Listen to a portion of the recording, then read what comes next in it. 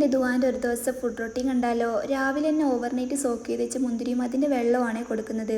അവൾക്കിത് ഭയങ്കര ഇഷ്ടമാണ്. ഇപ്പം ഞാൻ ഡെയിലി കൊടുക്കാറുണ്ട്. പിന്നെ ബ്രേക്ക്ഫാസ്റ്റിന് ദോശയും മുട്ടക്കറിയാണ്. അവൾക്ക് നമ്മൾ വാരി കൊടുക്കുന്ന ഇഷ്ടമില്ല. അവൾക്ക് തന്നെ ഒറ്റയ്ക്ക് കഴിക്കാനാണ് ഇഷ്ടം.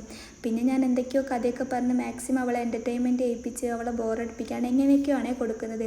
പിന്നെ വെള്ളം ഞാൻ ഇതുപോലെ ഫീഡിങ് ബോട്ടിലാക്കി കൊടുത്ത് അവൾ അങ്ങനെ കുടിച്ചോളേ. ഫുഡ് കഴിക്കുന്ന ടൈമിലാണെങ്കിലും ഒരു ടൈമിലും ഞങ്ങൾ അങ്ങനെ അവൾക്ക് ഫോൺ കൊടുക്കാറില്ലേ. മാക്സിമം അവളുടെ ഞങ്ങൾ സ്ക്രീൻ ടൈം ഒഴിവാക്കാറാണ്.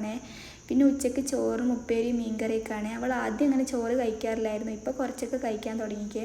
പിന്നെ ഈവനിങ് ആകുമ്പോൾ ഞാൻ ഇവൾക്ക് എന്തെങ്കിലും ജ്യൂസ് അടിച്ച് കൊടുക്കാറുണ്ട്. ഇന്ന് അനാറാണ് ജ്യൂസ് അടിച്ച് കൊടുത്തത്.